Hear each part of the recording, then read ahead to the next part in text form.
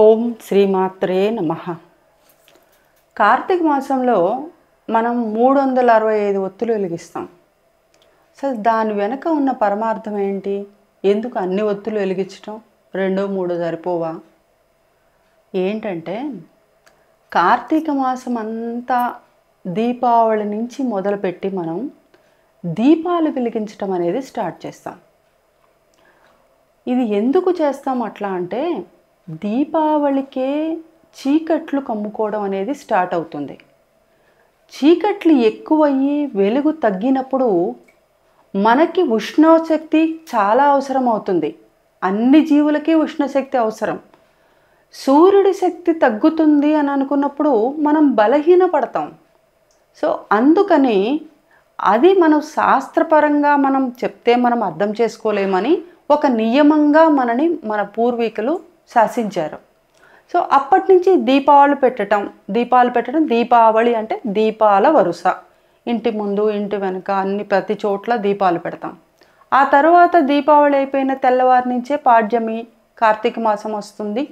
పాడ్యమి నుంచి మనం దీపాలు పెడతాం. ఉదయం పూట బయట దీపాలు పెడతాం, సాయంత్రం పూట దీపాలు పెడతాం, ఇంట్లో దీపాలు పెడతాము, తులసమ్మ దగ్గర, ఉసిరి చెట్టు దగ్గర, అన్ని దగ్గర దీపాలు పెడతాం. బాగా అబ్జర్వ్ చేస్తే ఎక్కువ మంది ఇప్పుడే పెడతారు, ఇక తర్వాత పెట్టరు.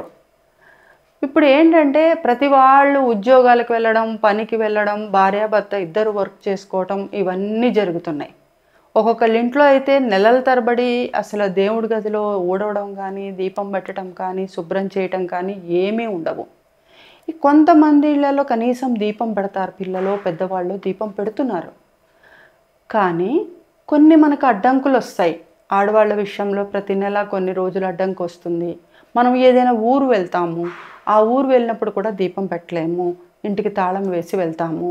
అయితే ప్రతిరోజు మానవుడు అన్నవాడు, మనిషి అన్నవాడు ప్రతిరోజు దేవుడి దగ్గర పూలు తీసేసి శుభ్రం చేసి దీపం ఉంచాలి. అంటే దీపపు వెలుగులో దేవుణ్ణి చూడడం అనేది చాలా గొప్ప విషయం. మనం ఏ గుడికి వెళ్ళినా ఎంత పూజ జరిగినా కూడా పూజ అయిపోగానే ఏమి రాము, హారతి ఇస్తున్నారు అంటే ఆ హారతి వెలుగులో దేవుణ్ణి చూసి చాలా సంతోషపడతాం. మనం ఏదో చాలా గొప్ప విషయం జరిగినట్టుగా, చాలా మనకి శక్తి వచ్చినట్టుగా ఫీల్ అవుతాం. అంటే దీపానికి, ఆ హారతికి, అంటే దీపమే కదా అది కూడా, దానికి అంత ప్రాధాన్యత ఉందన్నమాట.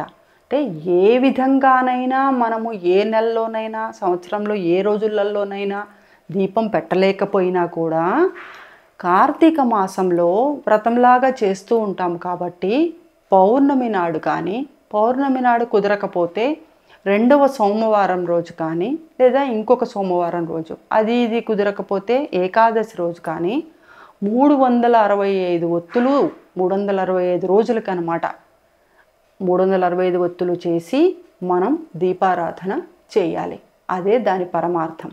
అయితే ఇక్కడ ఈ 365 ఒత్తులు అనేవి ఎలా వెలిగించాలి అని మనము ఒక కొబ్బరికాయ కొట్టినాక 2 చిప్పలు అవుతాయి. అవి ఒక చిప్ప తీసుకొని అందులో స్వచ్ఛమైన ఆవు నేతిని, అంటే ఎక్కడ పడితే అక్కడ తక్కువ దొరుకుతుందని దయచేసి తీసుకోకండి. ఎక్కువ ఖరీదు అవుతుంది, నేను కొనలేను, ఆ ఒక్కరోజు కోసం కొంచెం ఒక 50 గ్రాములు కొనుక్కోండి. దాంట్లో పోసేసి ఆ దీపాన్ని 365 ఒత్తుల్ని పెట్టి వెలిగించండి. దాని ముందు కూర్చొని అది కొండెక్కే వరకు శివనామాన్ని జపించండి.